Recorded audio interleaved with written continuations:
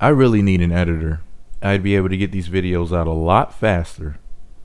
But anyway, here it is, the Love and Hip Hop New York Season 4 Episode 10 review, recap and opinion by Meat Magazine. The episode was titled Red Alert. The show starts out at the True Hair Company in Midtown New York City. Yandy, K. Michelle, and Tara are meeting up to give Tara an extreme makeover. And when I say extreme, I mean extreme in the worst way. Now, why would she want to make drastic changes to her appearance? Because she's going out on a date with one of the twins that she just met at her acting audition in the last episode. She refers to this encounter as a, quote, date in quotations because quotations look like labial lips. In reality, the reason why she's going out on a date with this dude is to get some dick. Like I said before, when women move on to new dick, they change their hair and clothing. Men, you've been warned. So Yandy brainstorms and comes up with the terrible idea of Tara dressing up as a trashy version of Heidi Klum.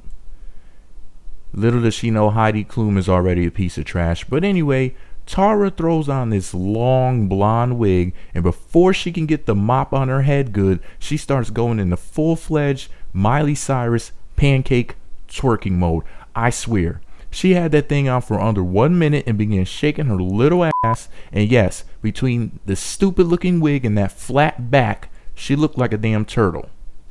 Which is appropriate because Yandy was dressed like a villain from a cartoon anyway.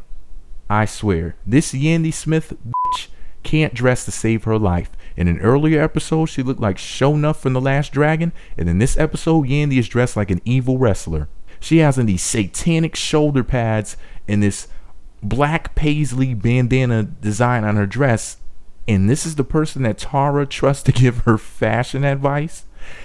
I guess she'll hire that dog mouth Amina Butterfly to be her dentist on the next episode, right?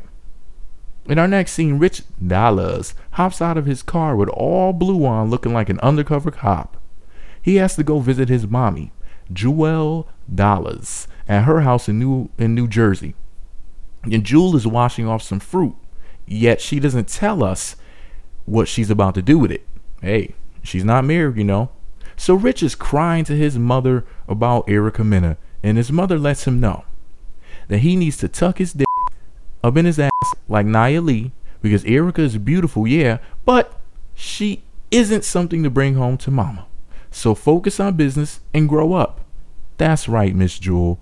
When you aren't shoving carrots up your crumbled looking ass from the skinny end, you give some great advice. Anyway, Rich has an upcoming modeling event, and a lot of the contacts that he made in the industry world come from his relationship with Erica Mena.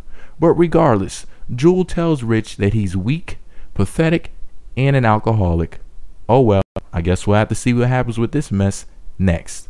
Now we're at the Star Scott residence in New Jersey. Tahiri is visiting Rashida with all of the other bridesmaids for a dress fitting for Rashida Ali's wedding. No word on whether or not Rashida is marrying a woman or if Rashida is marrying a fellow man. I mean, I hope she's not going to go through with a gay wedding. I like to see Rashida marry a woman like every other man should. Anyway, Tahiri tells Rashida that Joe Budden is still posting women's butt pictures on Instagram, and Rashida lets her know that Tahiri can't be one to talk because she's turned her butt into a business. And the way that Tahiri treats her own ass as a product, what does she really expect from Joe Budden? Then Rashida goes on to tell her that her whorish actions from when she was in her 20s are carrying on now into her 30s. And that may be why Joe Budden does the crazy things that he does in general. I mean, what kind of man would ever take Tahiri, the door-to-door butt saleswoman, seriously? Rashida even goes on to tell Tahiri that she has attention issues and daddy issues, which explains why she's been in a 9 to 10 year long relationship on and off with some down low guy like Joe Budden. Anyway, Tahiri can't handle the truth, so she got up and ran out of the house. In our next scene, we visit True Sound Lounge in Soho, New York City.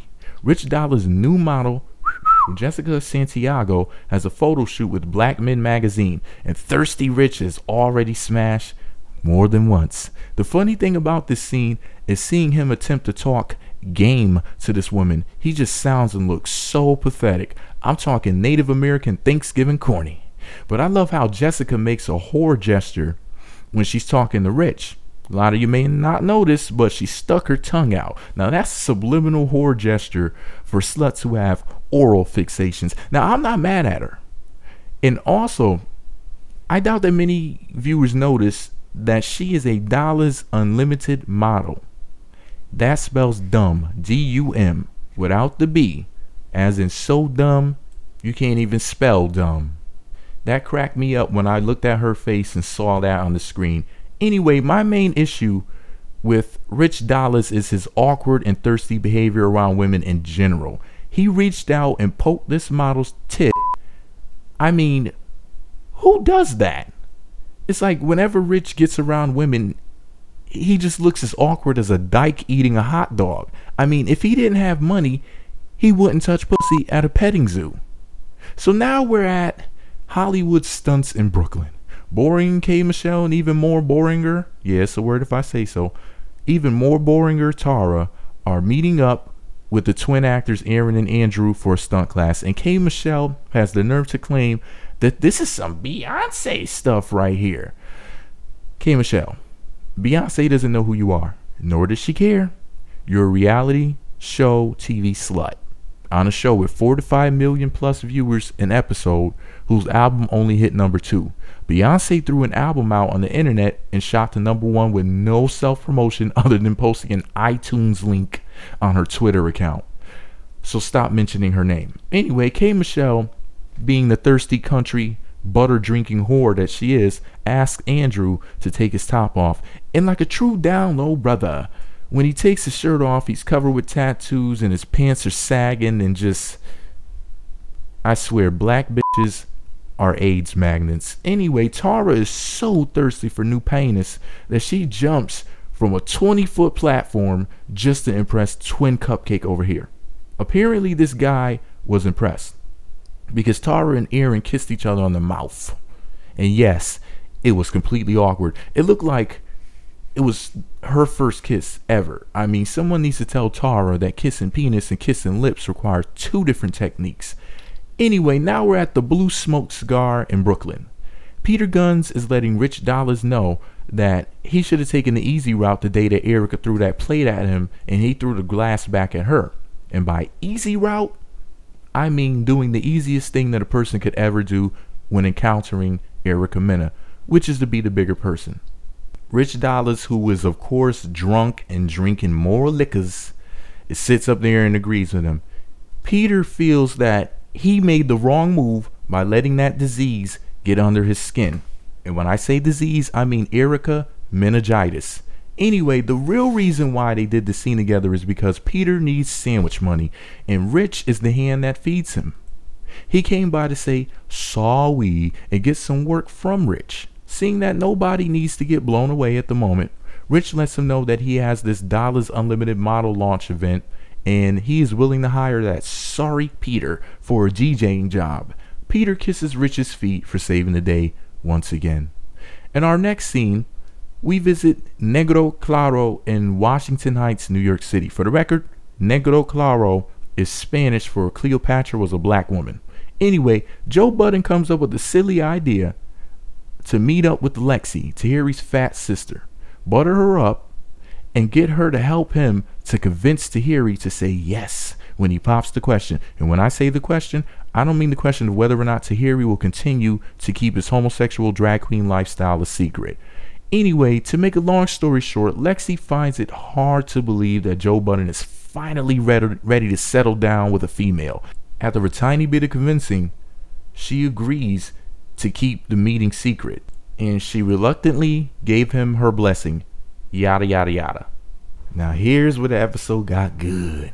So now we're at WIP, W-I-P in Hudson Square, New York City. Dollars Unlimited Models is having their launch party finally. Peter is DJing, so he's earning his little sandwich money.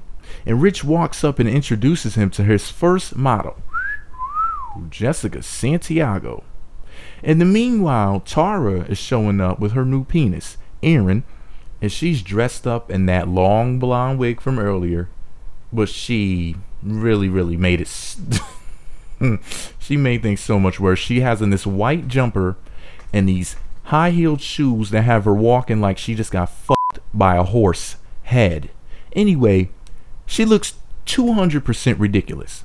She looks like shitty Minaj, and she can barely get into the club to greet Yandy, and she's already making a flat ass of herself by twerking.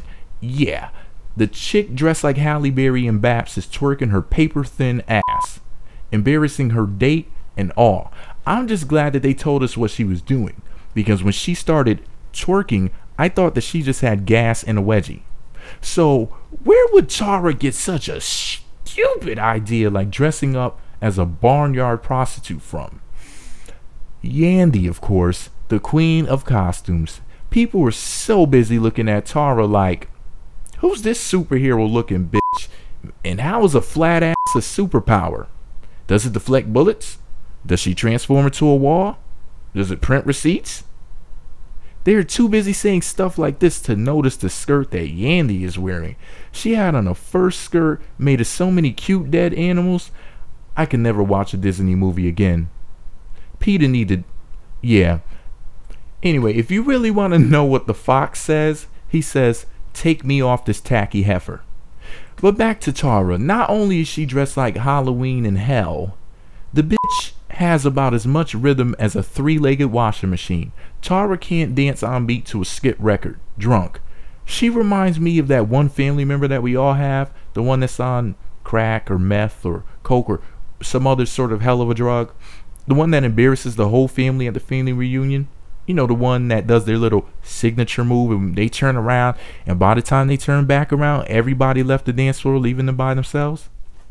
That one. Anyway, here's a prediction. Mark my words. Yandy will be really cool with Amina in the near future and possibly have a falling out with Tara. I can understand her letting her friend wear that tacky outfit because Yandy walks around looking like a blind man who got dressed in the dark. But that wig? Think about it. Now, I hate weave and all, but I must admit that Yandy chick has the tightest weave game of all time. I mean, that shit looks amazing. I have always been the type of guy to want to throw a hair hat in the sky like a graduation, but Yandy's weave is almost acceptable. And with weave like that, you let your girl dress up like that? That's a setup of some sort. Now, I'll give her the benefit of the doubt. If Yandy in fact wasn't setting Tara up on some shady shit, then Tara must have been dressing like this to disguise herself, so that she can spy on Peter. Now, going incognito is one thing, but if the cameras are all on you and you're standing there talking to Yandy, it's a dead giveaway to who you are. See, besides that, Peter knew that she'd be there because Yandy would be there, and Yandy is Tara's only female friend. And they're both on the same show, so simple mathematics. Tara is nowhere near as smart as she thinks she is, so what do you expect? I just find it to be funny that Yandy and Peter are cousins, and here Yandy is trying to help Tara find a new man to mash her guts to goo via her tighter hole. Now, if anyone needs to move on from their current relationship, it's Yandy. I mean, her poor little pussy is so depressed and lonely that she's trying to get everybody else around her laid. Take your own advice, Yandy, and go get yourself a scratching post. So Erica allegedly found out about this event on Instagram that she wasn't invited to. Yet she shows up unannounced, dressed up in all black everything. I'm talking black hair, black dress, black bag, and black soul. And she is looking for her black cock, aka Rich Dollars. When she finds him, seeing that the show is fake, she rolls up right when he's kissing his new sexy model jump off, Jessica Santiago. And Erica's shady, nasty mouth has Rich dunking his sagging face into his alcohol. But forget all of that. Erica has the nerve to talk badly about Jessica Santiago having a mangled mouth. And with me being a man, I can tell you one thing about a pretty girl with a messy mouth. If you see a girl who's on a scale from 1 to 10, a 7 or above, with a mouth that looks like she's been sucking on a hot brick, if she's a good catch other than having teeth like a boxer with no arms, you better wife her. Here's why. That yuck mouth is like that because she can suck a quarter and stretch the face. Trust me. Erica used to be a ball biter herself. Nowadays she's experimenting with women. But like most so-called lesbians, she deep down inside craves the sausage and eggs. And Erica has a funny tooth in her mouth, so she needs to stop. She's not one to judge. I mean, she did suck a career out of Rich's nuts and line her stomach with it. So, fuck out of here, Erica. But just remember, Miss Erica Mena, without makeup, plastic surgery, and men that will fuck you for a job, you'd be homeless and living in a box next to Peter. So be grateful. Be a grateful little cunt and not a spiteful one. Anyway, Erica walks away and goes to the bar. Rich follows her like the lost little puppy dog without a tag that he is. And Erica lets him know that she knows that Rich has smashed Jessica Santiago. Anyway, Rich gets all caught up in the moment when he's talking to Erica and decides to ask Erica for a kiss. And with the magic of fake television, Jessica Santiago walks up behind them with perfect timing to catch it all. And after some words are exchanged between the women, Erica throws her drink into Jessica's face. Now, security, thankfully, broke things up pretty quickly. And Richard is having himself a good old time. He loves endangering women.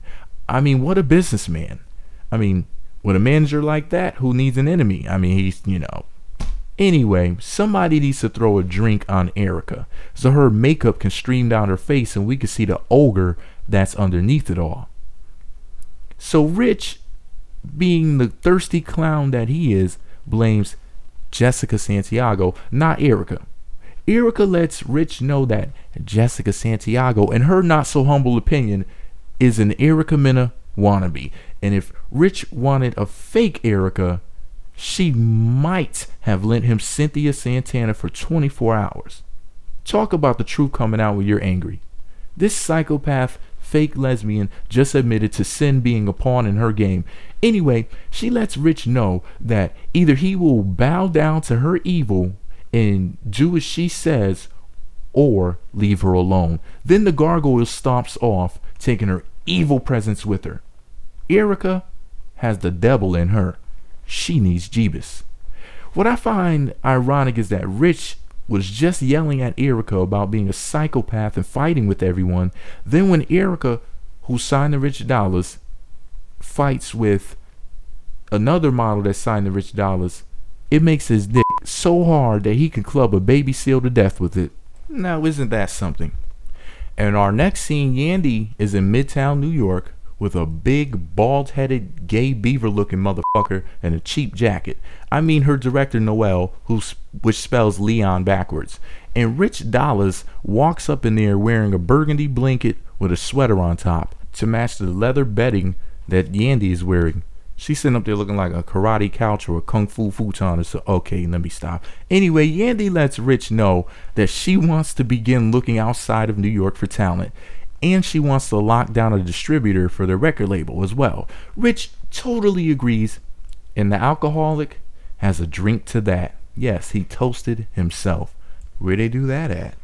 Anyway, he tells Yandy that he thinks that he's ready to wrestle with an alligator. I mean, begin an actual committed relationship with Erica. He just has to send Cynthia the wetback away in a Chipotle canoe. In our next scene, we visit Joe Budden's house in Edgewater, New Jersey. He's there with Mr. Flawless, no homo. They're picking out an engagement ring for Tahiri, and Flawless made Budden a custom black box which was too large for the ring. It was probably better suited for a ring, necklace, and bracelet combo set. If not, it will work perfectly as a coffin for Saigon.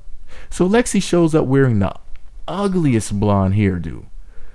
But wait, what is it with black bitches with blonde hair? Hey, you know what? Forget that. If you want to walk around looking like a rotten banana, do you, black bitches. Anyway, she is dressed like Missy. She has on this fugly black and white outfit with these big round bolts on her collar looking like a sofa.